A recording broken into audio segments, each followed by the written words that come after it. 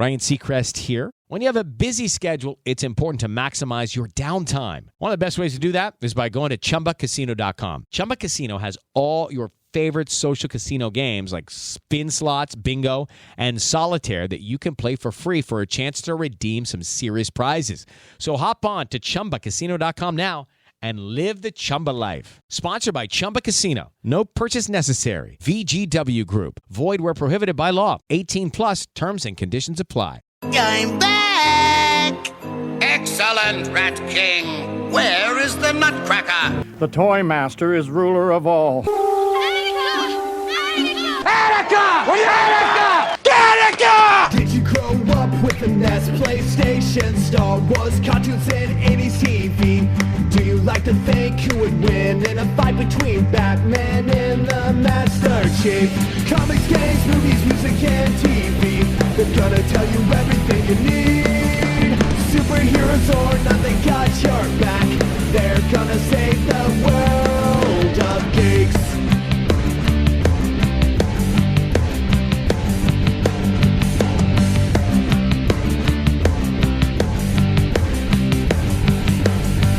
Comics, games, movies, music, and TV. They're gonna tell you everything you need. Superheroes or not, they got your back. They're gonna save the world of This Week in Geek. This Week in Geek. Hey guys, what's going on? You are listening to This Week in Geek, and this is the holiday special. So, good Christmas morning to you when you happen to be listening to this, and if you're listening to this on any other time but Christmas, you're kind of a fucking weirdo. Anyway, I'm Mike the Birdman, but I'm not alone. Let's not call everybody weirdos when I'm probably going to be putting this out on the 23rd. Close enough. All right, whatever. Anyway, that's my brother from the city of Kitchener, Ontario, Canada. Alex, the producer.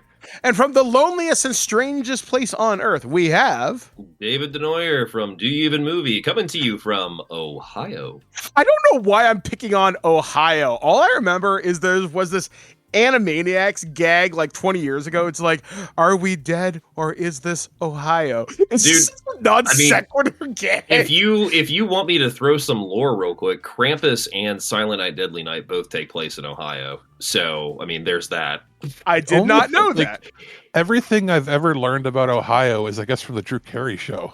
So, I mean, Cleveland does rock, but I mean, that said, there's a lot of horror films, especially that take place in Ohio. So I think, I mean, we basically have cap on Children of the Corn. Fuck you, Nebraska. We got so much corn over here too, and kids are inside it. So I mean, it is what it is. And I think like Cleveland was the first city in America that Rush became popular in, the band. It wouldn't surprise me. It would not surprise me at all. And that's pretty much all I know. Shout out to my buddy Matt, who lives in the Cleveland area, who is a huge Rush fan, so that would not surprise me at all. The times I've traveled through Ohio, I've genuinely enjoyed it. When I went through my big 35-hour bus trip to get to Dallas many, many years back, one of the nicest Greyhound stations was in Cleveland. But anyway, that's not what we're here to talk about today. So like I said, guys, this is the annual TWIG holiday special. And as Alex is kind of taking control of producing these, what he's been doing for the last couple of years is we take a look at Christmas specials or movies or television specials that, people tend to watch around the holidays. So this year, now that Dave has more or less become part of the TWIG crew from Do You Even Movie, we wanted to show Dave some Canadian Christmas specials. And while we look through the eyes of nostalgia and realizing, that was a part of our childhood, the movie I picked today was definitely a big part if you lived in Southern Ontario, particularly if you were watching global television for pretty much the entire month of December and leading up towards it. And the other specials I never heard of before Alex showed me. That makes three I've never heard. I mean, I'd heard of the Care Bears, obviously, but I did not know, as somebody who collects Nutcrackers, I had no idea they had an entire salute to the Nutcrackers that really did not follow much of the Nutcracker, mind you. Well, like I say, this would be the one that you probably, if anything, would have heard of, because I think it aired on the Disney Channel or Family Channel, whatever it was back then. I forget what it was called back then. Yeah. I guess it would have been the Disney Channel. But I think a lot of people don't realize that even though Care Bears is like an American IP, the show was Canadian, and then it was like licensed or whatever down to the States. Yeah, So- because That happens a lot, though. Because Yeah. I think we did it with Nelvana and Deke, right? Yeah, Nelvana first, and then I think for like the specials, maybe Deke did something with it after. Yeah. Yes. So for those of you that, like I said, we kind of picked 3 different ones this year. So the ones that we picked, the one that I chose specifically was a very big part of my childhood, and it was the Care Bears Nutcracker movie, more or less. It's like an hour of content, but when I watched it as a kid, they split it up into either 3 episodes or 5 episodes over the course of a week. So not exactly Power Rangers Green with Evil, Yeah, where it was like an epic event, but Yeah, this is no Transformers 5 Faces of Darkness. This is not that kind of.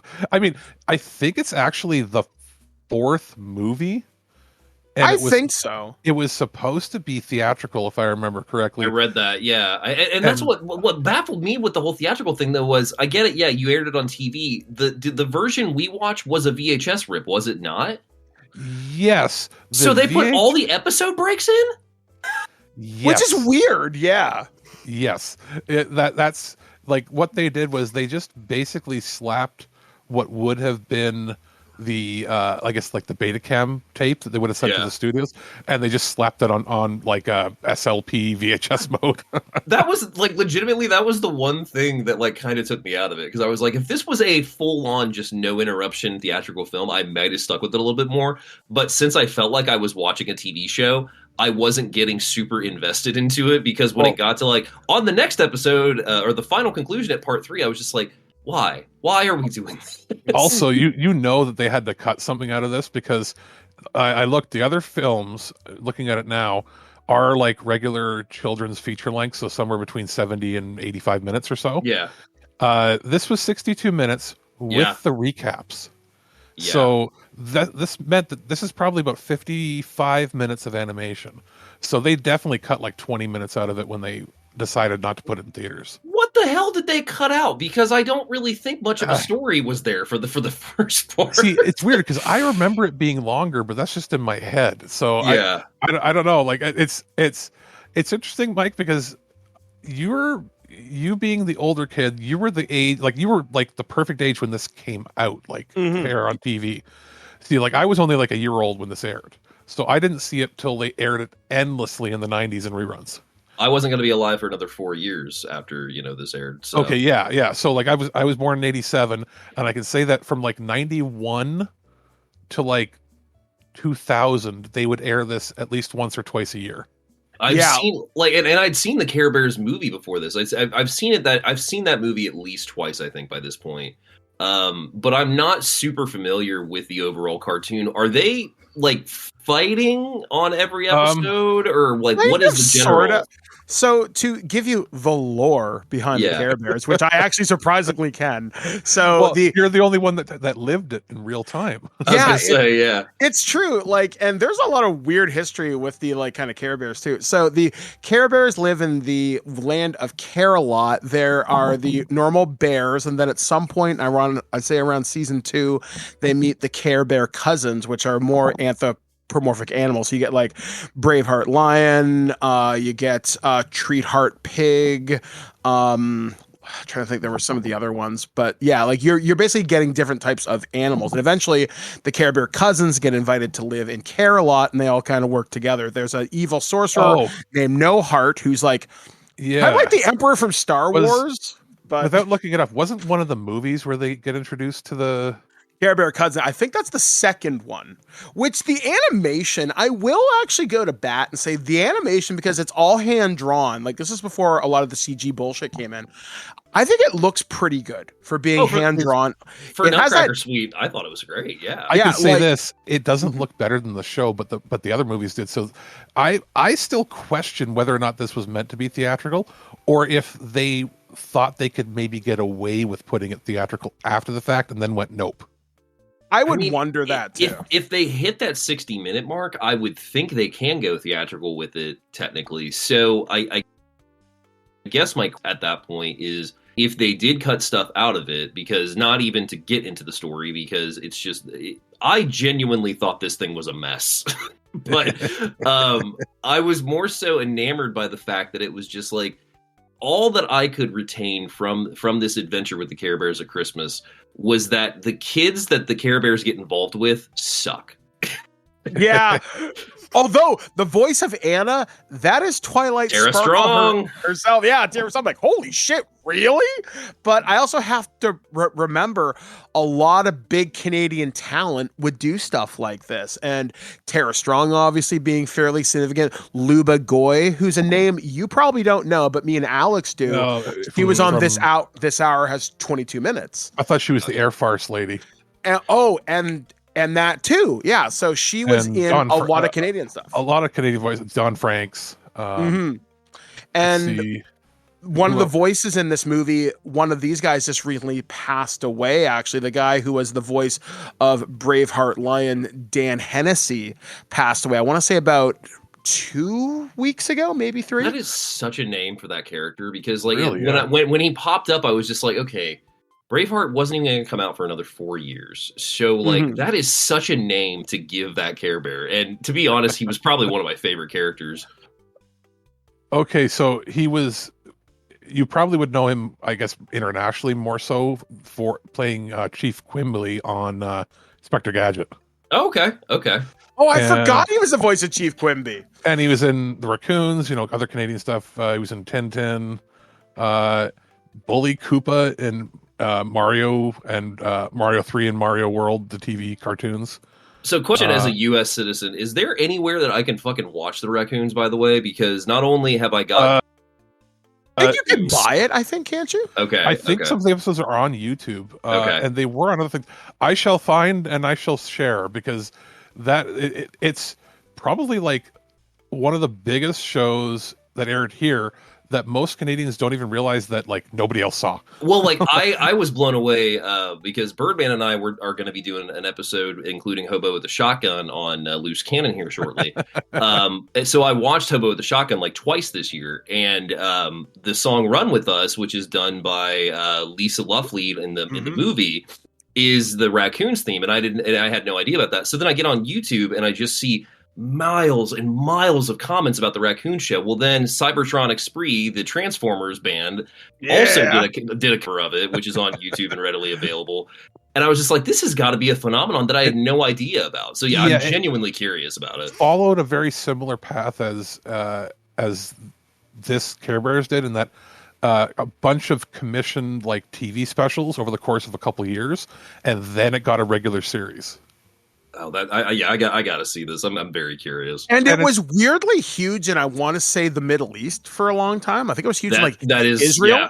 Yeah, that is true, because like just going through the comments, and because I'd heard of the Raccoons because I've got a friend from Canada, and he had told me about it briefly because we had been talking about cartoons one day. But I guess I just had no idea that it was just a beloved show. Well, it was a lot of time. Like it's on the CBC here, so like I'm trying to think the closest channel, because you guys don't have like a national broadcaster that isn't like PBS, like that's actually run by the government. We had local access. I used to actually work for the local access station. That's probably the closest we could get. But like we have generally we've got 4 networks. But the CBC is like, or was traditionally the biggest one. So that's like, it's like the BBC, right? So it's state owned. Mm-hmm. But it's a broadcaster on the same level as like an ABC, NBC, that sort of thing. So we've got that. We got CTV, which is like, again, ABC. We got Global, which is actually where it's like the 3rd biggest network, and that's where this Care Bear stuff aired on that we're talking about tonight. Yeah. And then we have City TV that was regionally only in Ontario initially, and then it became Canada-wide. So it's sort of like I guess when the CW or like Fox came in out of nowhere, that sort of deal. It came in a little later. It was a regional channel until like the early 80s. Okay. Anyway, it's one of those things where it aired on CBC, and then when it hit reruns in the 90s, it was always packaged together with like Disney afternoon stuff. Huh. So even though we knew it wasn't Disney, we just thought like Americans got it too, right? Because it would be like, this would be on The Raccoons would be on, and then after it would be like DuckTales. Mm-hmm. And so, like, for us, it was all packaged together as that. And then they sometimes would throw in like British shows too, because we got a lot of British shows. So we'd have like we'd have like Duckula. Like Mike will probably remember that. Oh, I love Duckula. I even know Duckula. Yeah, so like they would have Duckula come on with that or some other British show, and they would mix it all together. So it was hard for us to tell, except for the accents where things were from, right? So Gotcha. But yes, I'll mention one more thing with this Dan Hennessy, Mike. Mm-hmm. Fun fact: he was the voice director for the X-Men cartoon.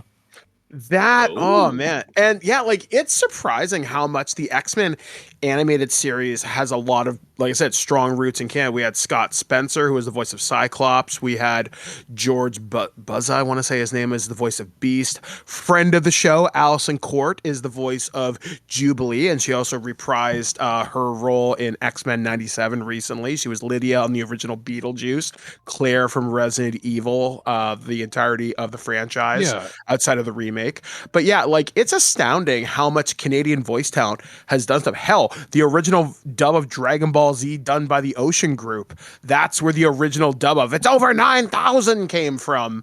So basically the good voice dub. Sorry, friends of people in the States. hey, I like Chris Sabat, but it doesn't hit as hard as the original guy. I will say this before we get off too far off on a tangent, is that I will say that every dub that Funimation did for DBZ sucked until they redid the whole franchise. Like, what was it, 10 years ago? I don't know. I mean, no, comparatively, not nearly as professional sounding. Their production quality was if you go back, it's way low compared to what they did over at Ocean back in the day. You got to remember, Ocean was doing that like 10 years before they were doing their dub. So, But anywho's, yeah, to kind of get back to this, as I'm watching this, rewatching it for the first time since I was a child, so easily since at least 1997, because it would just be on the mornings when I went to school. I'm watching this with my wife. She was like, okay, Mike, I'm going to watch this with you. And the first words out of her mouth, awesome, Care Bears, aka Child Endangerment, the movie. Which I'm like, oh, I never thought of it like that. Yeah. You're not wrong. It's like what this whole movie is about, like a boy running away with bears named like Rub and Tug or whatever. Hug and Tug. But like the thing that took me immediately, where I was just like, this is why we're getting the story, is because this kid's like, I don't want to do this part. Like, it's not cool. Oh, well, there's actually a lot of violence in the Nutcracker. Really? Here, let me tell you the story about the time I met the Care Bears.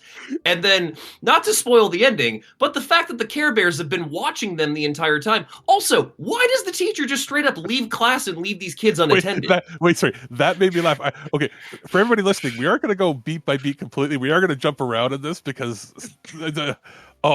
the topic. She gets up and her husband shows up or whatever that's supposed to be they're going to a date. Yeah, and like, we're going now. Bye, kids. They're all like 7-year-olds. They're just left in a theater. In a theater, like bye, and they're like bye, and they're all smiling. And I'm like, as she walked out, I went, stranger danger. What's going on? Like, was she not their teacher? Was she just some rando that walked in and told them a weird story? Well, and then the kids are having fun on the stage, and then they pan up, and then all the Care Bears are just sitting on the rafters of the stage watching them, and then they all just laugh, and that's the end. Could you imagine if you looked up and you just saw the beady eyes of bears staring down at you from the rafters? Cartoon to real life, I'm still running. Like, I'm not taking a chance. Now, here's my thing. Now, obviously, we like to have some fun here. Now, your first reaction was stranger danger. Mine was like, hey, wait a second, lore break. And what I mean by that is because Mike takes everything entirely too seriously. So, as Alex had mentioned, the Care Bears of... I had to fight hard not to call them the other things. I don't want to say that. What, Rub and Tugs? Hugs and Tugs. Hugs and Tugs. It's not Hugs and Tugs. That's right. Hugs and Tugs. I'm being facetious. When we were chatting about it before, like watching it, and I was sending you texts. I was like, I don't. When you said that to me, by the way, I said I don't remember their names. Whatever, Rub and Tug, and And then there was a long pause before Mike responded because I realized that I made him completely like, glitch and disconnect from the world for a second. No, I mean that can happen. Yes. So I was not trying to be rude when I said it. I was just typing it. I'm like, what are they called? No, not. But again, watching it, I was like, I forgot how many of these Care Bears like that I didn't remember because I think I might have had one Care Bear as a kid, and I hadn't seen it in so long. And Hello, it is Ryan, and we could all use an extra bright spot in our day, couldn't we? Just to make up for things like sitting in traffic, doing the dishes, counting your steps, all the mundane stuff. That is why I'm such a big fan of Chumba Casino. Chumba Casino has all your favorite social casino-style games that you can play for free anytime, anywhere with daily bonuses. So sign up now at ChumbaCasino.com. That's ChumbaCasino.com. Sponsored by Chumba Casino. No purchase necessary. VGW Group. Void where prohibited by law. 18 plus. Terms and conditions apply. Why my memories of this special, I'll say this, is that, it aired a whole bunch of times. As a little kid, I didn't get why the main bad guys weren't in this. But what was bugging me was, even as a little kid, is that all the villains are voiced by the same voice actors that voice the regular villains in the show, doing the same voices. They didn't even try to do a different voice. They're just the same characters, but look different. So in my head, I always got confused as to what the hell this was supposed to be. What was hilarious to me was the Rat King. I was 100% convinced it was Jim Barney. And then when I looked it up, I was just like, well, that's not him at all. And then when it got to the Vizier, I was like, well, that's also Jim Varney. So for some reason, I just thought Jim Varney, who was not mentioned in the credits at all. And so, I mean, if you're going to drop a credit, I guess that would be the one, would be a voice actor in this. And then I was like, oh, I don't know any of these voices. See, I didn't know the actual voice actor's name, but I knew that the Rat King was Beastly because it sounded the same sort of one he was. But again, you're right, sounds just like him. And with the Vizier, I was just like, why does No Heart look like this? What pissed me off with the Vizier was you have the story of the Nutcracker. Why do we need an evil wizard? Why do we need an evil wizard? I mean, why do we need a Toyland for that matter? I think what's weird is, okay, they use the Nutcracker Suite music. Yeah. But it's not really based on the Nutcracker Suite. It's based on the short story that the Nutcracker Suite borrowed from to make their own story. Make it from, yeah. Well, and so like I don't know if this is closer to the it doesn't have cameras, but like I don't know if this has closer source material to the original story or not. I have no idea, genuinely, because while I collect Nutcrackers, the actual Nutcracker and Nutcracker Suite, like I'm not very versed in the lore, but I recall that there was not ever really representation of a Toyland, let alone a wizard. So like that took me out of it. It got to a point with the whole story where I was just like, what are we doing? Because correct me if I'm wrong, she starts the story with that that there's kids that are unhappy around Christmas or something like along those lines. Like they've got to go take care of them, and then a Nutcracker soldier gets brought back into reality because Toyland's been invaded by the Rat King because the Vizier sent him out there to go ahead and take over Toyland, which I would like to stop for a second because the siege on Toyland, I think when you it looks like World War II, does it not? I think when Alex said that there was stuff cut out, I think they freeze framed what might have been animated already, and they're just like, guys, we can't have a bunch of rats burning a village down in a kids cartoon. Like we can't have people running from people with pitchforks and swords. Like this is the Care Bears. Like we know we want to tell the story, but like we got to freeze frame this because when I was seeing that, I was just like, this is so fucking dark. Oh God, yeah, because like there's one point where the toys are digging trenches, and yes, and Blair looked at me. He's like, "Mike, are they digging mass graves?" I'm looking. I don't know. Yeah, like when does the mustard gas come out at some point? You know what I mean? Like it was like holy shit. Like it got dark, and like again. One of the points I was making when you were mentioning like the bears looking down, I never noticed this inconsistency. Now, of course, it's a children's fucking cartoon, but I realized, okay, so in Care Bear world, bears age. This is a thing we kind of accept, right? Like some of the other bears are older, some of them are kind of younger, right? And some of them do manual labor, like shovel snow, apparently, which took me out as well. But what really struck me as odd, because clearly Anna has grown up and now she's married to Alan. Okay. So that would imply a time distance of, let's say, 20 years minimum, right? Is she not a queen or a princess at this point? Well, that's yet another thing. Like, where is the hierarchy of Toyland? But what got me is, why haven't Hugs and Tugs aged? Because there's Grandma Bear, and she looks after Hugs and Tugs in Care-a-Lot, but 20 years have passed on Earth. Why haven't Hugs and Tugs grown up yet? Is the argument that when they're in wherever they're from, time Works differently? Is it a time dilation issue? Yeah, because I was like, I never thought of it like that. And again, how many universes do we have? Yeah, like, how many universes do we have in Care Bears? Because, like, here's reality where we're getting the story told to us by the teacher while the kids are listening. Here's the story of the Care Bears where the kids are sad, so then we send the Care Bears from cloud heaven or whatever down to in their cloud car, which there was some choices made for the Care Bear world. I'm just going to go ahead and say that. Well, it's funny you mention that, because at one point the evil vizier is trying to talk to the Sugar Plum Fairy, which, when you say it out loud, it does sound kind of funny. But anyway, so he's talking to the Rat King as well. He's like, the Care Bears! Yes, Ray. Yes, evil vizier, they're coming for us.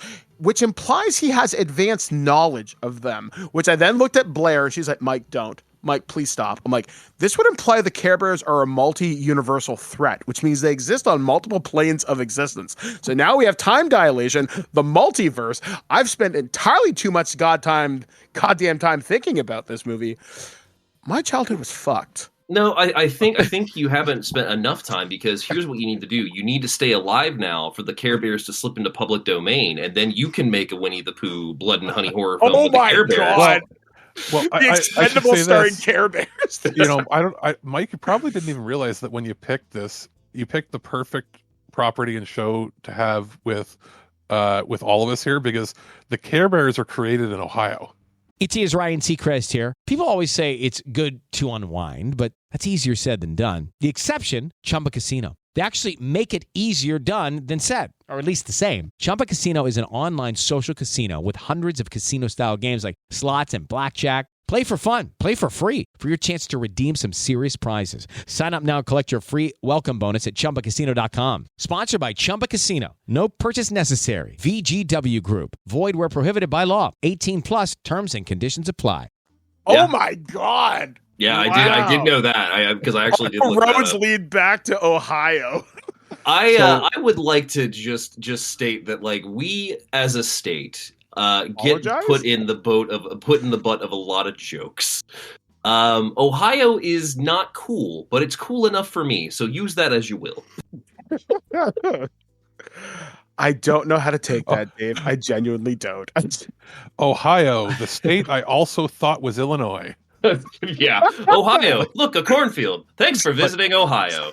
Growing up, I thought that Chicago and Cleveland were like sister cities, like next to each other, because the world doesn't teach anybody outside of like where New York is and where LA is in the States. Oh, you might know where Texas and maybe.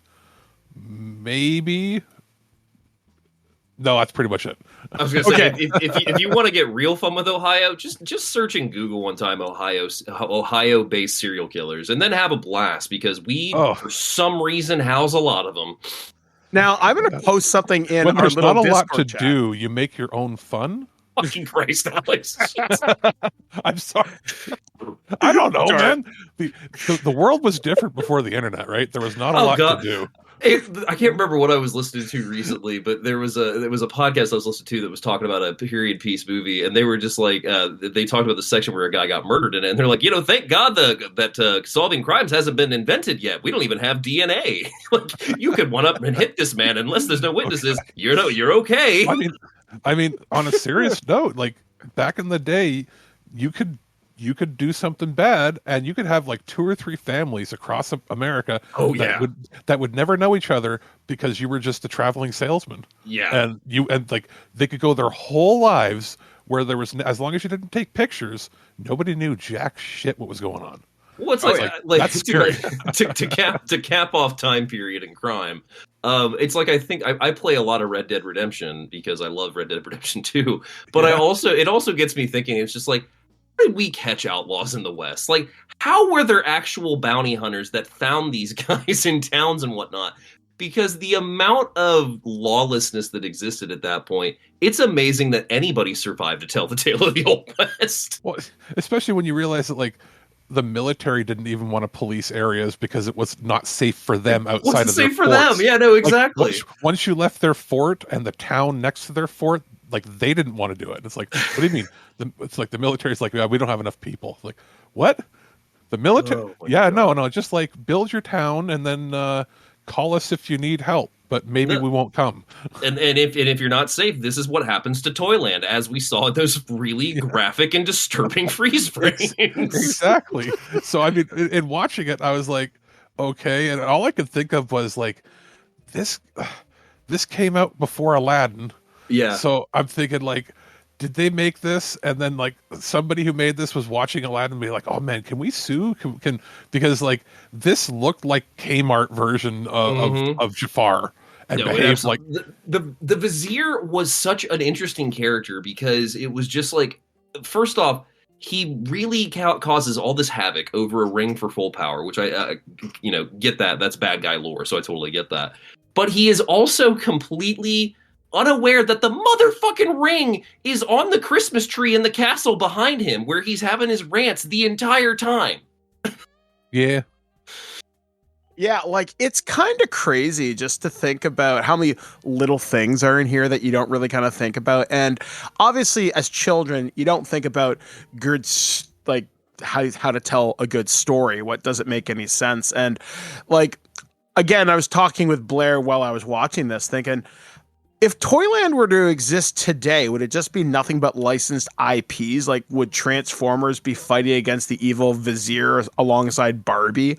I got to thinking about that, thinking Toyland is kind of boring in this world. Like, it's clowns jacking the boxes and yeah. Clowns that are made, we're supposed to believe they're dolls, but they're just straight up clowns. Like that, you can totally, like, understand the fear that this would cause to children when you watch this, because the part where the Care Bears are just getting sieged by clowns, I was uneasy because I was like, these are not toys, these are just evil clowns, and like the music did not perpetuate that, like to help, like did not help stop to perpetuate that one bit. Oh yeah, and for this like G-rated cartoon that you don't think anything bad's gonna happen, we're gonna like Medusa everybody into wooden stone. Which was kind of terrifying because they're like, I'm going to throw them in the fire. So they're throwing up straight up murder. But hey, kids, there's a train that runs on strawberry soda. Isn't that funny? Oh, the train's being sieged and now breaking apart and going over a cliff, possibly. Blair looked at me completely deadpan. That's not milkshake, Mike. Well, it's blood. God. What made this worse, Mike, is my memory of this special was like so blurred together with the Nutcracker Prince movie, which came out like a year later, which was another Canadian movie but theatrical animated, and I was like, I don't remember this happening. Oh my God, they're two different movies, and like it's sort of not the exact same situation, but it's sort of like the Deep Impact and what was the other one and. Was it Armageddon? Armageddon, yeah. Or Dante's, was it Dante's Peak and Volcano? Dante's Peak and Volcano, or the classic Biker Boys and Torque. Oh, of course. Of course. Good Lord, don't bring those up. I have Torque on Blu-ray, thank you very much. I had a movie poster for Torque. Oh, it could be worse. I had friends drag me to see, what was it? I had to go see SWAT with them. Which which was SWAT. Rough, but that wasn't nearly you either SWAT or you're not.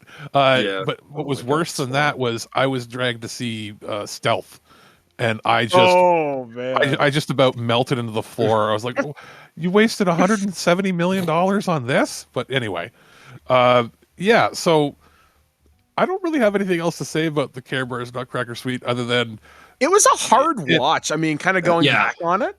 It was a hard watch, and then they did a single stare in the entire thing at the very end. And all I thought was, why didn't they just like do that right like away.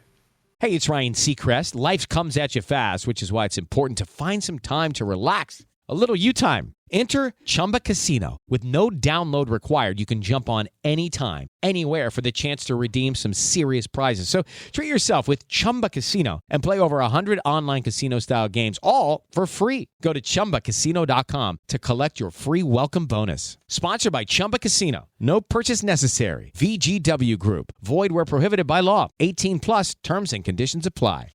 Which is kind of funny because, like, again, rewatching this, looking through the eyes of a writer and now looking through the eyes of a Dungeons and Dragons dork, I was thinking, like, okay, so the Care Bear stare, if I were to stat that in D&D, it's dealing force damage because there's clearly a concussive force behind it.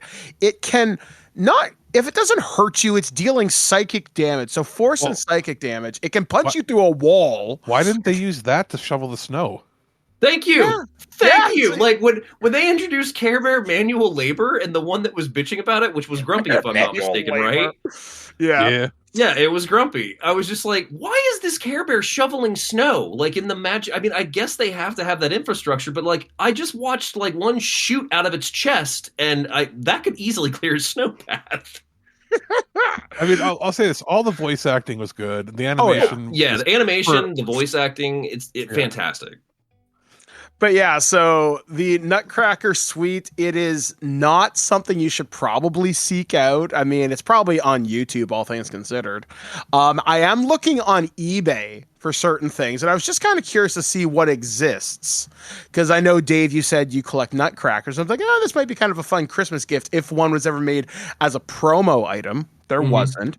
But I did find this. There is an original animation cell from this movie, and it shows the Nutcracker hanging out with Hugs and I think it's Funshine Bear, and they're standing outside of the train that runs on blood. And you can have this for the low price of $395 American dollars with $40 shipping. But if you want to buy this Canadian, that'll run you $567.18. You want to press me, cowards? Give me a fucking still of Toyland burning. You won't. Oh my god! Can you? That must exist somewhere. You imagine you they're like, hey, it's a random draw. You'll get a random official cell from the movie, and then you give it to your Nutcrackers. you give it to your kid who's a big Care Bears fan. They open it up, and it's just a picture of the trench. The trench. It's either the trench or the one that, like, I genuinely was just like, why did this pass? Which was the woman cowering like down in the puddle, and the rat is like running towards her with like a butcher knife. I was just like, oh my god. Oh yeah. Blow that up to a poster and put it on the kid's wall. That or marching them in chains. Marching them in chains wasn't a highlight either.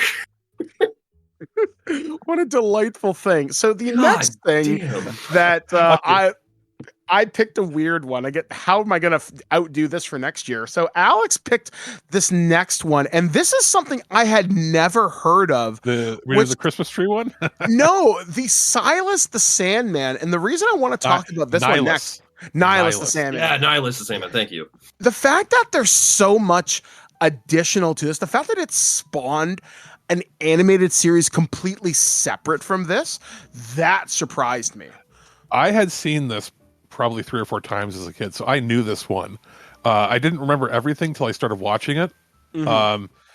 And this, I'm trying to remember what channel it aired on. I think it was CTV or CBC, one of them.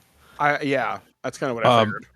And this one, as far as I can tell, I don't think this was made with the American audience in mind initially. And then it didn't feel like it had.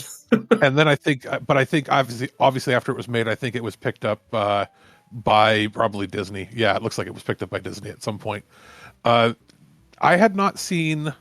I think this is the second Nilus. Like, the idea was, I think the Nilus the Sandman character was created as like a morality tale thing for kids. Like, how can we put certain stories together and have this, like, think like almost like a magic school bus sort of thing. I can see that. But like working through your emotions though through it. Or like, I had never watched it, but I know that the character sort of existed with where it's like live action, then it turns into cartoon. That Christian series, Bible Man. Oh yeah, I think Odyssey did it a couple times too, because I was an Odyssey. Oh, and also the classic McGee and Me. The Christian market did that stuff a lot. Having like a real life host and then breaking into a cartoon. Yeah. So that sort of thing. And I remember I did see the McGee and Me a few times as a kid. Like it was one of those things where I think like the community center would like lend out tapes you could watch. I know them specifically because I went to a Christian school until after kindergarten, and then my family was in the church for a good bit too. So it's like Odyssey, McGee and Me. God damn, what was the other one? Bible Man. It is Ryan Seacrest here. Everybody needs some variety in life. That's what I love about Chumba Casino. They know how to keep things fresh and exciting. All their games are free to play, like spin slots, bingo, and solitaire. You can claim free daily login bonuses, too. And they release new games every week. So spice things up with ChumbaCasino.com now for your chance to redeem some serious prizes. Sponsored by Chumba Casino. No purchase necessary. VGW Group. Void where prohibited by law. 18 plus. Terms and conditions apply. Davy and Goliath or whatever. Davy and Goliath. Oh God. Yeah. Okay. We can stop this now.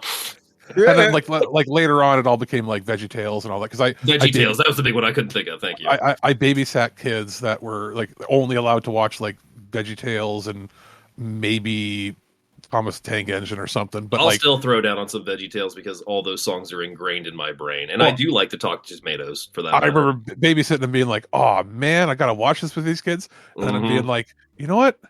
It ain't so terrible." Yeah, it's not that bad. No, like I know so many Larry the Cucumber songs still. Like there'll be times I'm in the bathroom, literally searching for my comb, going, "Where is my hairbrush? Show where it's my hairbrush." No, I mean I would have gone insane. The Dave Moore goes deep tonight. If that was the only thing I was allowed to watch as a kid, I would have got a little nutty because you know it would have been like, what? I need conflict. I need conflict where somebody is like shaking somebody and watching the life drain out of their eyes or something. Yeah. I need something. I want my morality tales to have consequences anyway. But yes, Nilus the Sandman.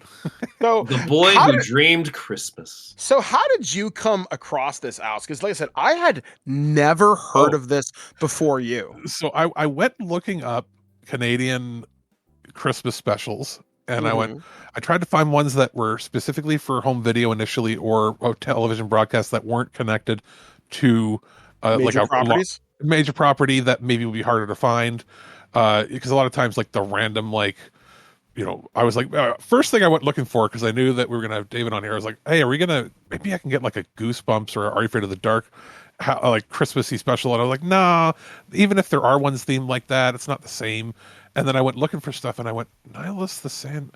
And I went, wait a minute. And then like a bunch of memories popped into my head and I was like, oh, this is the one with the terrifying clown. And then I was not wrong.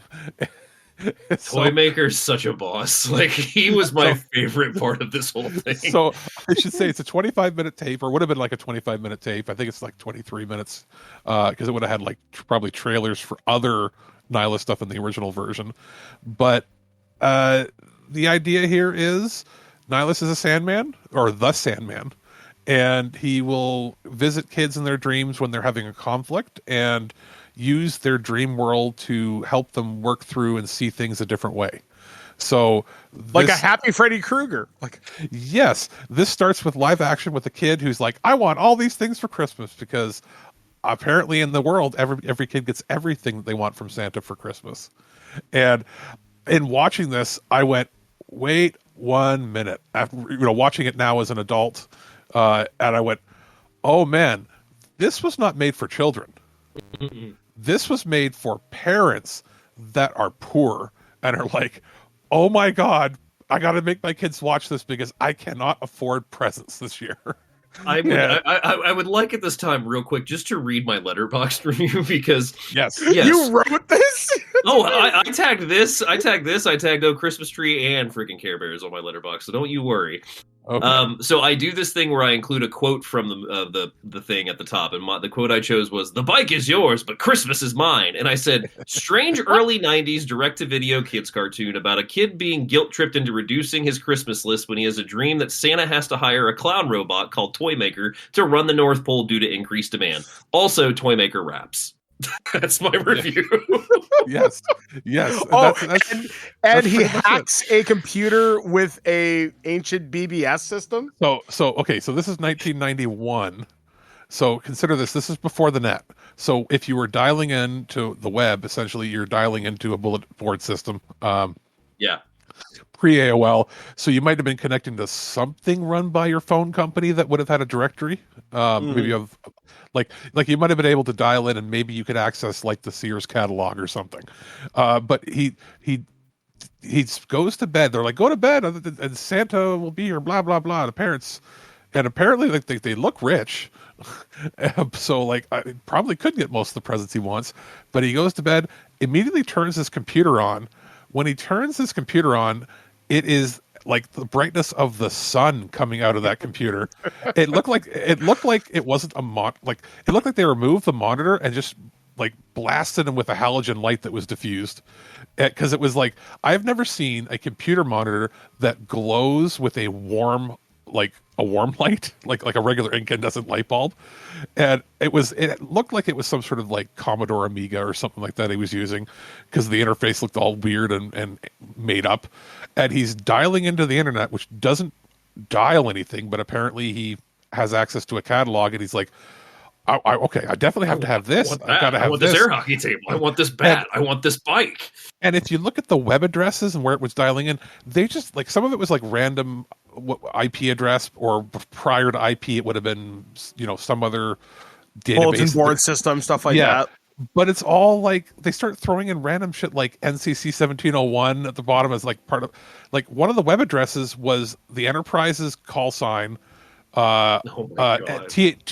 1138.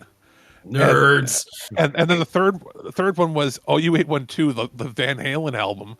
And I was like, what is so whoever did the graphics in there was just like, yeah, this is the kids movie. That was for them. That was absolutely for them. Like, that wasn't for the parents watching it, because the parent wasn't going to watch it with their kid. It wasn't for the kid. No like 8-year-old would have known what that was. I mean, well, maybe. Okay, the 8-year-old would not have known what THX was. No, there's no way. Maybe the Enterprise. The Enterprise, maybe if you're a super nerd, and maybe the Van Halen album, maybe. But because that would have been like only a year or two old at that point. Yeah, at that point, yeah. So like, I was like, okay, so there's some Easter eggs. I'm already happy with this. But yeah, he gets sucked into the world, and Nilus is like, Santa's my cousin. Yeah. Yes, so we're gonna go hang out with him. And some of the animation ideas were pretty cool in it, but like, you could tell like all the budget went into a few random like background stills, and then the actual moving cells were like, low budget stuff, and there was like some errors here and there. Santa was also really fucking depressed. Well, yeah. his workshop was fucking depressing. I was just like, I get it that like Toy Maker comes in and takes his business, and he doesn't really have anything to do. But it's just like, homie, you can still have furniture. Like, you can still put up pictures on. You can have a kitchen or a bathroom for that matter. You just don't have to live in this empty barn with your elves and the reindeer behind you. But I did like that when they when they did finally go down to see how the factory is building everything. Yeah. How. Hey, it's Ryan Seacrest. Life comes at you fast, which is why it's important to find some time to relax. A little you time. Enter Chumba Casino. With no download required, you can jump on anytime, anywhere for the chance to redeem some serious prizes. So treat yourself with Chumba Casino and play over 100 online casino-style games, all for free. Go to ChumbaCasino.com to collect your free welcome bonus. Sponsored by Chumba Casino. No purchase necessary. VGW Group. Void where prohibited by law. 18 plus. Terms and conditions apply. The actual special is kind of an explanation to kids as to how Santa is making modern packaged action figures and products. Like, back in the day, you're looking at your parents and grandparents' generation where everything was like wooden toys or wind-up toys. You didn't usually get your toy in a package. It was already out of it. It was out of it, or it was in a box that your parents put in. But like in the modern era of the 70s and 80s, where everything came packaged with tons of marketing, that was like sort of an explanation as to how all that stuff gets mass produced. Yeah. I get it. There isn't any, custom touch to things anymore. And it was like, okay, but did you notice that there wasn't really any consequences for him programming the computer or just using it? there was nothing. Like, Yeah, he my just kind of wrecked the place. My favorite thing with it, Peter was his name, right? Yeah. Peter really just had no consequences whatsoever. And then, like, even the next day as he goes to Christmas and, you know, his parents are just like, oh, you may not get everything, you know, you asked for. And they say that multiple times. So, like, this kid probably did what I did back in the day because I was old enough to still have, I think, the JCPenney catalog and, like, one other toy catalog that we had come to the house. And that would be the thing, was circle the stuff you wanted and get mom would see that and, you know, whatnot. And there was definitely a few years in there where it's just like, I want the Ghostbusters pack, the Proton pack. I want this car that I'm never going to drive. Yeah, I'll take this stack of video. Like, circling shit that I knew I was never going to get. I used to put together a book. I would have. I'm not kidding. I would have a book with like paper in it, and I would cut out things from magazines and glue them in, and I made themed pages of things I would like. Yeah. Like as a kid, I fully knowing I probably wasn't going to get it, except that, you know, maybe Santa will. Maybe this year Santa can afford it all. But so my catalogs were, I would grab the Sears toy catalog, I would grab the Toys R Us catalog, and you wouldn't have had this in the States, but Michael remembered, I used to grab the Consumers Distributing catalog. Yep, I used to love that thing. Consumers Distributing before the age of the internet and before like Walmart and Costco came here. We had our own department stores, but it was, think like Sears, only there was no storefront. It was only the catalog. You would order whatever you wanted from the catalog, and then you would go to like a warehouse storefront and they would just bring you your order. So it was mail order only, but not mailed to you. It was mailed to a central location that you had to go pick it up from. And that method basically died when Amazon started. Oh yeah. Yeah, well, and that bringing up Amazon too is a great point because, you know, can you imagine giving somebody your entire wish list as like a Christmas list nowadays? And now the fact that we have wish lists that we just add stuff to throughout the year versus having a Christmas list, it kind of makes sense because like it's just like I can't even imagine like here's my wish list with like, you know, 100 something items on it and whatnot, like as a Christmas list back then. Like I'd feel like a shit. And that's what drove me crazy about Peter was he was like, I want that. So he's thinking he's gonna get this shit, even though his parents are just like, no, we may not be able to afford all the stuff on your list. And the movie tells you that you do get them all. Yeah. Like they mentioned that he's like, oh, I got to give everything to everybody. What do you mean everything they ask for? Mm-hmm. Everything to everybody? Well, and the concept of like Santa not saying no, that's not a new concept. Like that happens so much in cartoons and movies for that matter. And like Toy Masters, like, is like, well, what I want, it doesn't matter what you want. You're going to get what? You're going to get it? And I didn't understand the messaging of like why Santa wanted to stop him. It was only because the person, like, was it kids don't appreciate what they're getting? Yeah, I want to give them everything that they want, but they don't appreciate what they're getting because they want too much. So I want them to want less but appreciate more. Yeah. I guess. I was a little confused by that too. Like, I'm not quite sure what this is trying to say. But the moral of the story is please only ask for one or two things because mom and dad can only afford one or two things. Which isn't a terrible message. I'm like, no, it's not. If you're going to ask for something, ask for what you really want, but don't be a shit about it. What I love, I did love the ending. He doesn't get anything he wanted. No, he doesn't. Well, what is the first gift he gets? It's like that little train thing. The train thing, and he's blown away. The only gift he gets is something he never asked for, which is the wind up train that Santa said was his favorite. Mm-hmm. So I guess it's closer to real life in that sometimes you get a gift that somebody else actually wants, but they think you might like. Yeah. Yeah. Well, and now I think what was the best part for me out of all of it was just the fact that they were just like, all right, we need to have this guy that's kind of evil and he kind of took over Santa's job. What if he's a clown? Like, again, what is it with clowns and all? What is it with clowns in these Christmas cartoons? And this was only like, was this the same year as It? I think it was the same year. It is. 1990 is It. So if this is 91, then yeah, it's right at that point. When the Toy Master shows up and he's talking everything, all I kept thinking was they just couldn't afford Tim Curry. Like, he even tries to have the same sort of mannerisms. Yeah. He's missing the British, but sometimes it twinges a little towards it. And I'm like, what is going on here? Well, it was like they slapped the evil clown in Brave Little Toaster on a robot, and I was just like, "Oh, you guys just made terror go to 11. Thanks for this." and the Toy Master was all I remembered from it as a kid, because I think I saw it. I think I saw it when it first aired, so I would have been like 4 or 5, and then maybe one more time, and then I was like, "Nah, scary clown." So. Now, I was doing a little bit of research while you guys were kind of talking. Now, it turns out this Christmas special actually has some really weird ties to YouTube poopdom, surprisingly. Oh boy. So now the guy who voiced Nilus was a gentleman named Long John Baldry, the guy who discovered Rod Stewart, I might add, and was also the voice of Dr. Robotnik from The Adventures of Sonic. Now, how does is that the good one or the bad Sonic? The bad Sonic, the funny Sonic, but not the cool Sonic.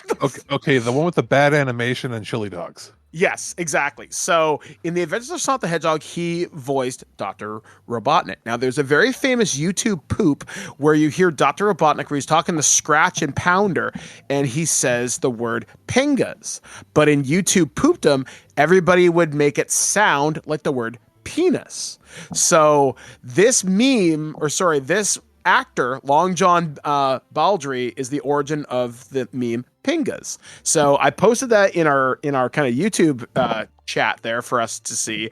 And yeah, so kind of weird how all these actors have something weird. Like our last one had very heavy ties to X-Men. This one has ties to YouTube stupidity.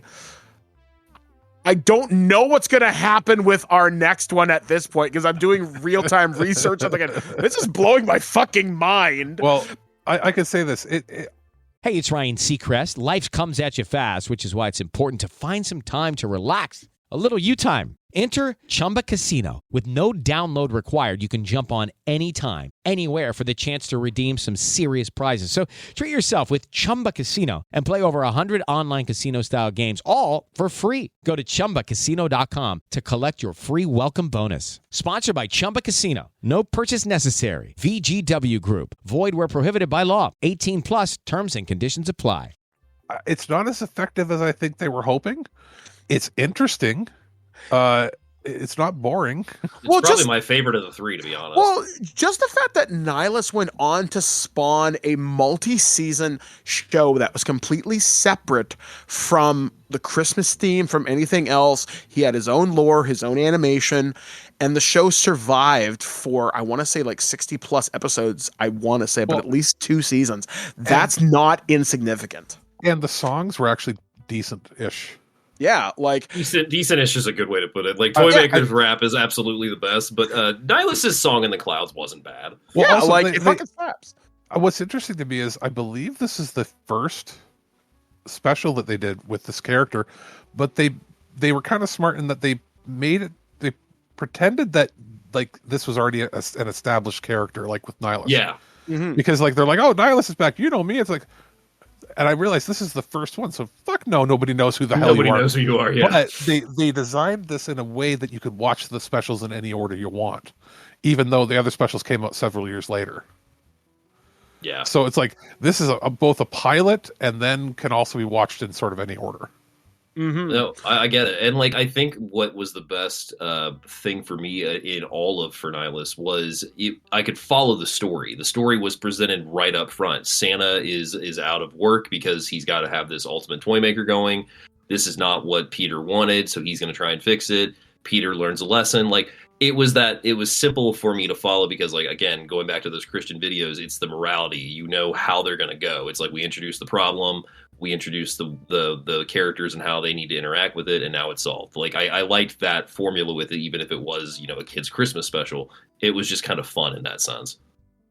So we're going to move on to our final one, and this is how do I start this one? So this is the real story of O Christmas Tree. For a little bit of trivia, the character of Annika, that's played by Deborah Harry. Now, Debbie I'm presuming... Debbie Harry of it is Blondie. Debbie Harry. This is Debbie why Harry of Blondie. Yeah, I was like, holy shit. Like, see, I thought John Ritter, but like Blondie? Really? This is, by the way, also one that I had seen as a kid once, I think. Where Maybe did you twice. see this? Because this was direct to video. No, this was on CTV. Okay, because like I'm seeing, like I'm doing a little bit of thing here. Oh yeah, produced for CTV and direct to video for Golden Books, which means this might have been a book at some point. I can tell you that I actually owned this one as a little kid That's when cool. when I lived in Barrie, because, and I can tell you exactly why. I don't remember which grocery store it was because I was so little when this came out, but this was one of those things where if your family bought a certain amount of groceries, you could get the tape for like $2.99. Otherwise, it was $10. Okay. So it was one of those things where, like, as like a Christmas special, you could get think about this: getting a VHS tape for like under $5 in the early '90s, when most, like, if I wanted to get a Disney movie, it was like $40 or 50 or more, and that's in 91 dollars, right? So it'd be like paying like $70 for a tape now. So very rarely did I ever get any tapes. This is one of the ones that I think we got that year. And I think like the next year or the year after is when we got the Power Rangers one, Mike, that we talked about last time. Yep. Because those were, and they would be like after Christmas too. They'd be in a bargain bin for like $2 or $3. And and this is one of the tapes I remember holding it in my hands. The tape weighed as much as like 3 feathers because it was in like SLP mode. And oh god, so it was like SLP mode, 25-minute tape. The tape was like half the plastic. Like, I think it disintegrated in the machine. And I remember very distinctly, it's the only VHS tape I ever owned as a kid where when you took the tape out, the actual box for the tape that held it on the inside was the same color as cardboard. It was just a brown cardboard thing that they had like laminated the label on the outside of. Oh wow. So it was dirt cheap, son. That's basically what I remembered. And then I remembered, like, as a kid thinking it was crappy. And that's all I remembered, so go ahead. Yeah, so this one is weird, where evidently the north wind is trying to make sure all the trees follow his orders. They have to shed their leaves so they can fall in with. I was very confused by this movie, to be quite honest with you. Basically, they did their attempt at doing like a Rankin Bass type special. Yeah, that's accurate. But on the budget of like $5. Yeah, this was a Cinar production, I want to say, which in Canada, fairly notorious for not exactly high budget stuff. You're right. This was definitely on a Burger King Kids Meal budget. The money was spent on the voice actors. Let's all be, let's just be very aware of that. And what's crazy is this one, I can almost guarantee you, even though it has the famous actors in it, I don't think this ever aired in the States. I can't see where it might have aired. Maybe on like PBS, maybe Nickelodeon, maybe. I think this was maybe direct to video only. I don't remember. This might be a weird case where it had famous people in it that the tape might not even been sold in the States. It might have literally only been here, or because, like you said, it was Golden Books, they might have bundled it with some kids' books. That's what I'd wonder, because again, while you guys are talking, I'm doing a little bit of real-time research. I have found, I think maybe as of this recording, 5 copies of this on eBay. None of them are exceeding more than $20, $25. The average seems to be about 10 to 15, give or take, in a tested condition for a tape. So I would consider this to high uncommon to very low rare. Like, this is something I never heard about, but to get voice talents of that caliber, and again, I use that word remarkably late, but John Ritter was not exactly not popular at this time. He was doing a pretty good career. Yeah, I was going to say, I wouldn't say voice actors of that caliber. I'd say people of that renown. That's it. That's because like Debbie Harry, like when you think about it, Blondie was not really a thing anymore, and her career had sort of been like if you want to talk about her foray into acting, it would have been like Videodrome and Body Bags. Yeah, and at that point, you're a few years removed from those. John Ritter, I think at this time, was maybe doing Hearts of Fire, that show that he did for like 2 or 3 years in the early 90s. And in that Problem Child sequel, and yeah, it actually. Yeah, so he would have been on the up and up compared to her. I'm looking at everybody else, and I don't recognize anybody.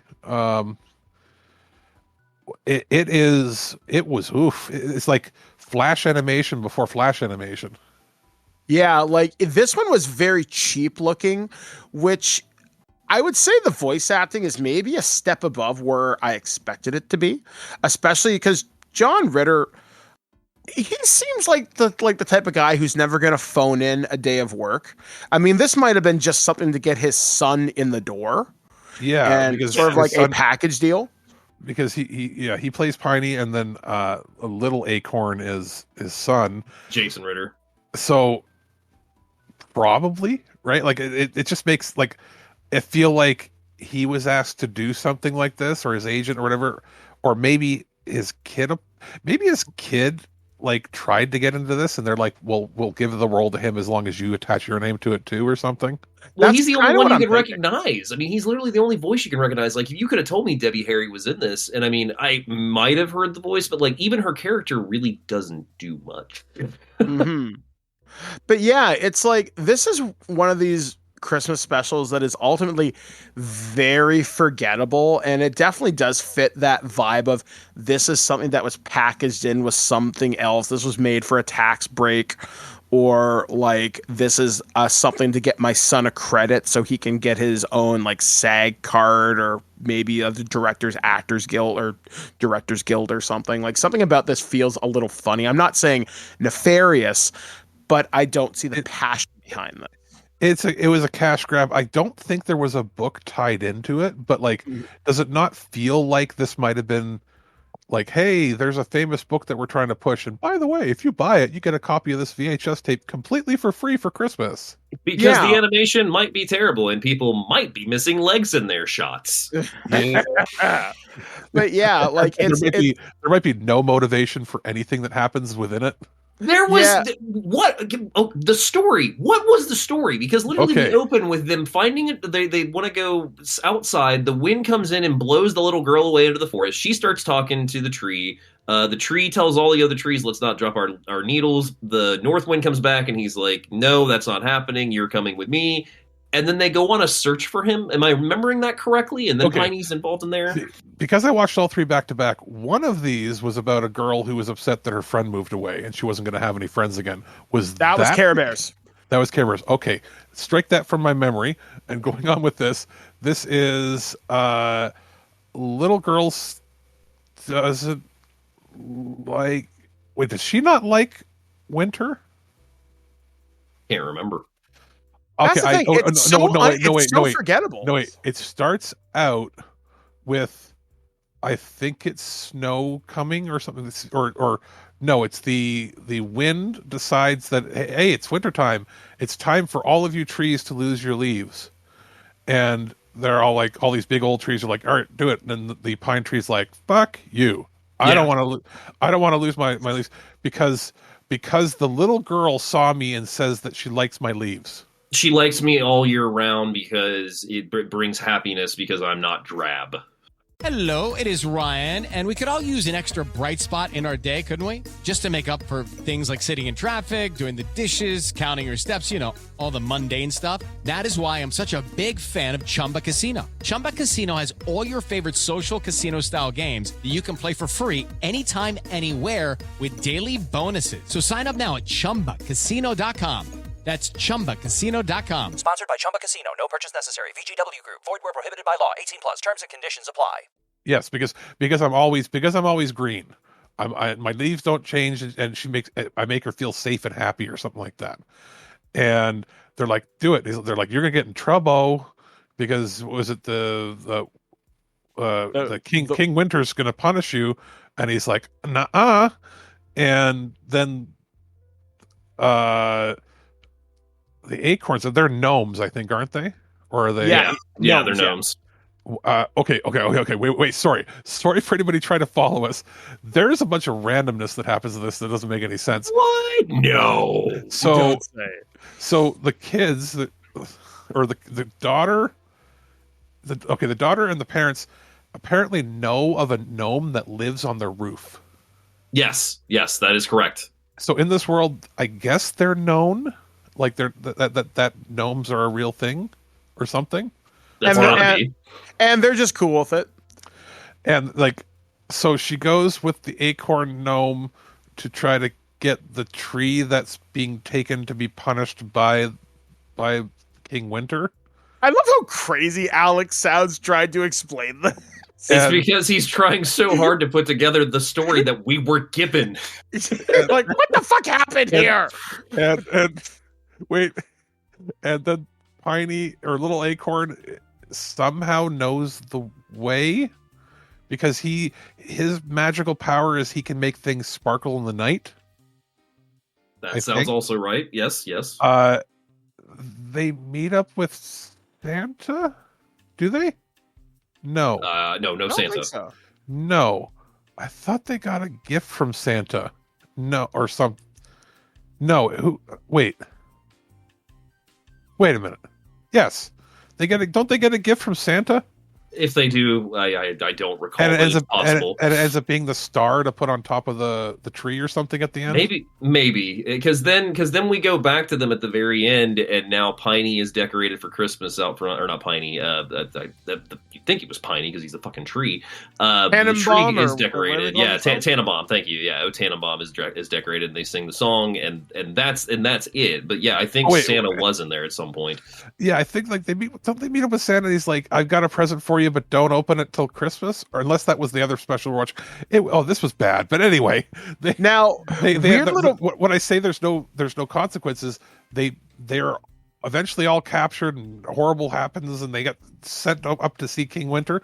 King Winter is going to punish them. Sees the tree, and this at first glance is like, "I love the color. I've never seen color. You'll be colorful all year." There was no point to this movie. Had they just let him get taken to King Winter, he would have been like, "No, I like your color. You're good. Yeah. You're good. All right, get out of my sight." There was no conflict. There was no fight. He just gets the power, and then like the gnomes give the ability to like have him glow at night or something instead of like candles. And then it was an excuse to somehow magically.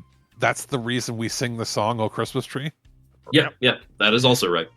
Now, again, doing a little bit of research during this, the voice of Tenenbaum is a man named Arthur Holden, who actually, as far as I know, has one of the longest voice acting career roles that I'm aware of. Tenenbaum is Mr. Ratburn from the television show Arthur. Yeah, you blew my mind with that in the chat, by the way. I was like, what? Mr. fucking Ratburn? That's cool. So, yeah, and it's so, again, Canadian voice acting. Don't sleep on us, man. Like, we're not all, big ass American people. There's basically three crews. You got the Vancouver crew, which I think is used more now than probably ever. Mm-hmm. And then, like, you got people in Toronto and Montreal. And usually the Toronto and Montreal stuff was the stuff that we used to see a lot of in these old specials from the 80s and 90s because they were dirt cheap. And the Vancouver scene hadn't really grown up yet. Mm-hmm. So, yeah, like, again, kind of incredible just to see some of the talent that was involved in pretty much all these productions had somebody pretty major in them. And like some of them have gone on to some pretty amazing careers. Some of these people have unfortunately passed away. And yeah, I mean, I'm always watch these on YouTube.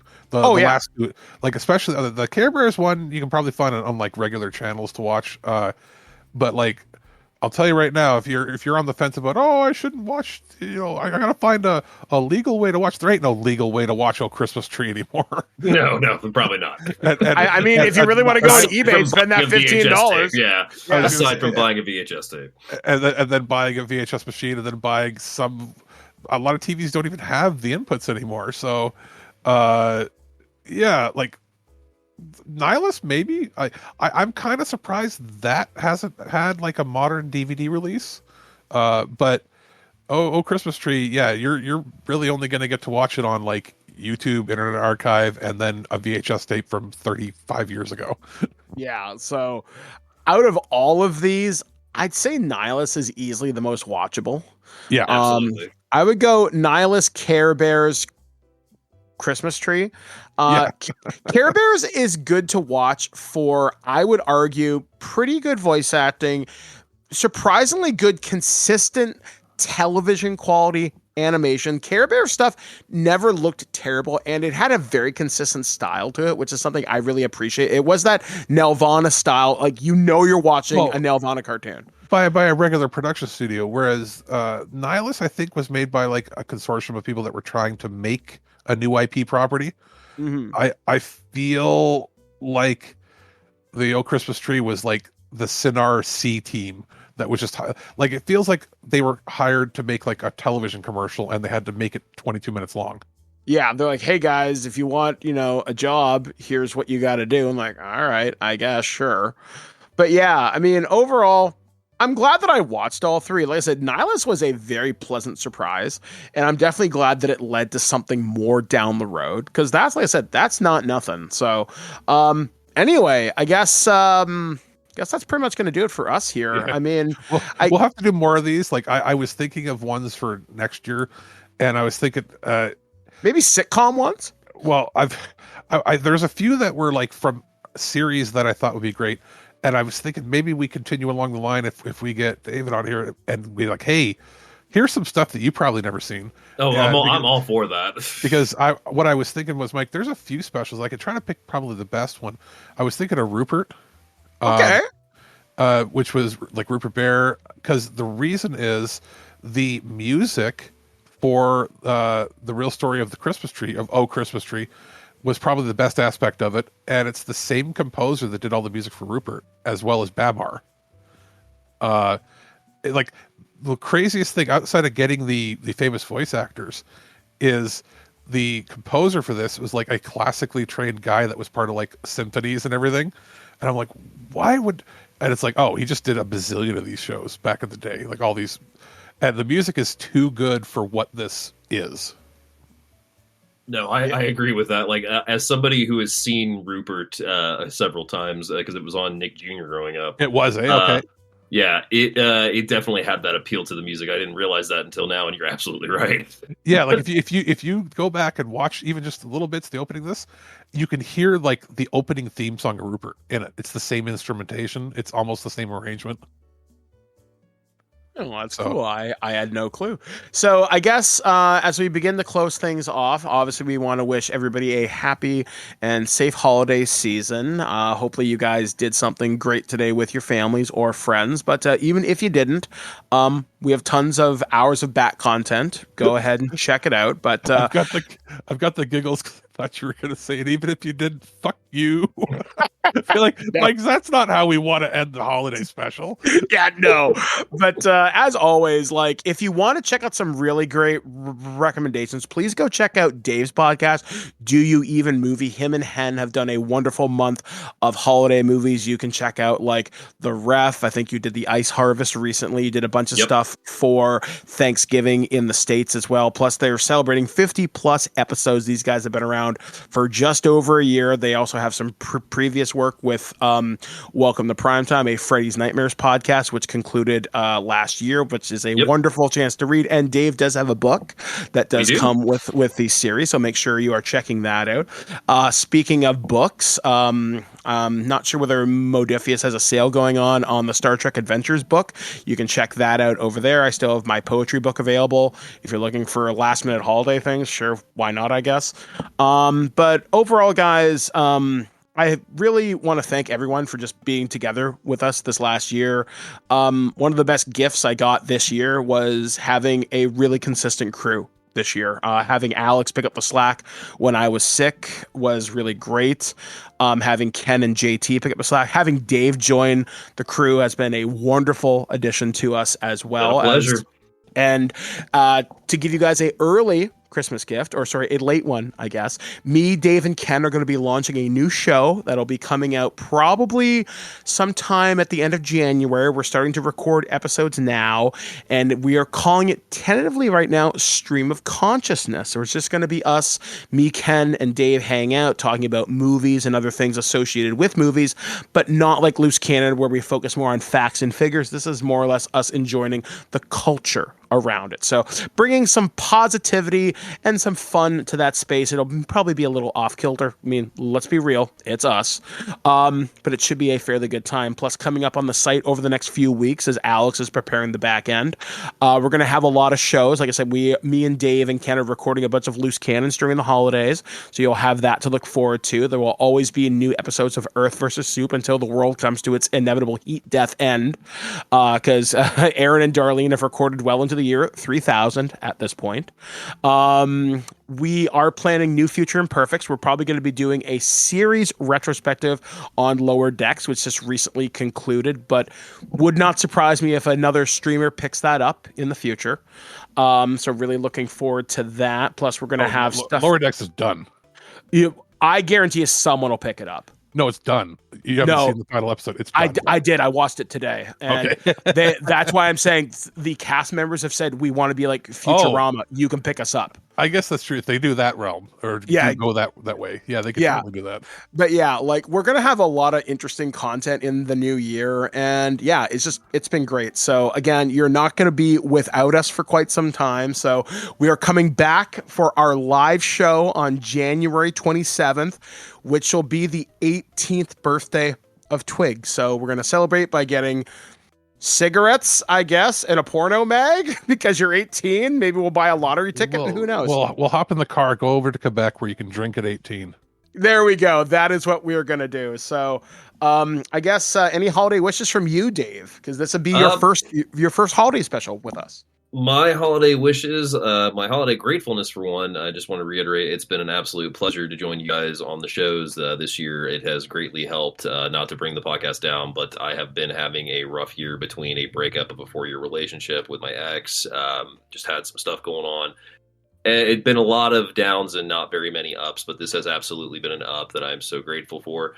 My wish for next year, as always, is to find more movies that I do not know exist and search them out to a point where I can actually see them, make more great content on this wonderful, wonderful channel, and probably get some more whiskey on my bar because the holidays have been tough and the whiskey's taken a bit of a hit. All right, then. And Alex, any words of wisdom from you? Nope. No. Not particularly. I am happy that another year has come and gone. We're here. We're mostly happy. We've had our ups and downs health wise this year. I got the death plague for like a week in October, as you remember. It's probably the first time I've ever had to like bail on recording anything for any length of time. But I'm happy that I'm, knock on wood, healthy now from all that. And I'm just interested to see what 2025 is going to bring us. This has, been a more laid back year, I think, for us when it comes to content creation.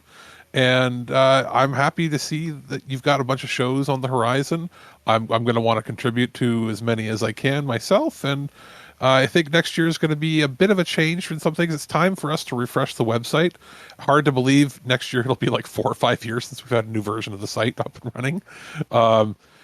It's hard to believe that in a few, 2-3 months, I'll have been with you for, 8 years? Yeah. So you've been with us almost a decade. So yeah, guys, like I said, we are going to keep doing the show for as long as we can make it viable, as long as it's still fun, and we will always be free. The news and entertainment yearns to be free, but hey, if you ever want to help any of us out, I do have a Patreon. I know Do You Even Movie has one as well. So that is correct. So if you guys ever want to throw a few bucks at us, certainly not going to say no, but we're also not going to pressure you either. Because your listenership is honestly the best reward. And actually, before we go, I was sharing this with Dave earlier today. One of our most popular episodes this last year was one that Dave was on, and that was the Crow franchise. And that was a very pleasant surprise to me. I was very glad to hear that. And it's interesting because it'll be different platforms. We have different episodes that end up being like runaway hits. Mm-hmm. And that was from when I was getting some information on our Spotify numbers. And that was our number one podcast on Spotify this year. It was listened to like 600% more than any other episode. That's crazy. And what's interesting to me is on all of our other platforms, it performed pretty much on average the same as everything else, maybe a little bit better. So for whatever reason, it hit the algorithm, or whoever our demographic is on Spotify, they're like, that. We want more of that. Fair enough. So good times. So anyway, guys, we are going to get out of here. So please enjoy the rest of your holidays. We will be back with more scheduled content in the next couple of days. So just there'll always be something new for you in your podcatcher. So as you go into 2025, I hope it is a year of health, a year of change, a year of health as well. I know that's something I will be taking significantly more seriously in 2025, and look for my name on store shelves, because that is another big goal for me. So for This Week in Geek and Do You Even Movie, from the city of Kitchener, we have been Alex, the producer. From the great land of Ohio, David the Neuer of Do You Even Movie from Ohio. And I've been Mike the Birdman, saying happy holidays, be excellent to each other, and we'll see you guys again live in 2025 on January 27th. Take care, guys. Care Bears, stare!